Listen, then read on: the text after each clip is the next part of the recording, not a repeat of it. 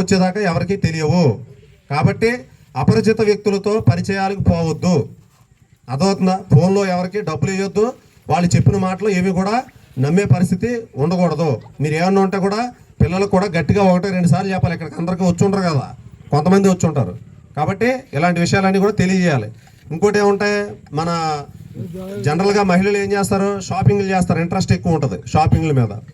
ఆ OLX లేకపోతే OLXలో second hand వస్తువులు అమ్ముతారు. తర్వాత మన ఫ్లిప్కార్ట్, తర్వాత ఇంకా అమెజాన్, ఇలాంటి సైట్లు లాంటివి అంట్లోనే కదా మనం ఏం చేస్తాం, ఆన్లైన్లో షాపింగ్ చేస్తాం. ఆన్లైన్లో షాపింగ్ చేసేటప్పుడు ఆడు ఏం చేస్తాడు, మిమ్మల్ని నమ్మించడానికి ఓ 10,000 రూపాయల వస్తువు, ఇది ఆఫర్ ఉంది, దసరాకి 1000 రూపాయలకి ఇస్తున్నాం అని చెప్పేసి అంటాడు.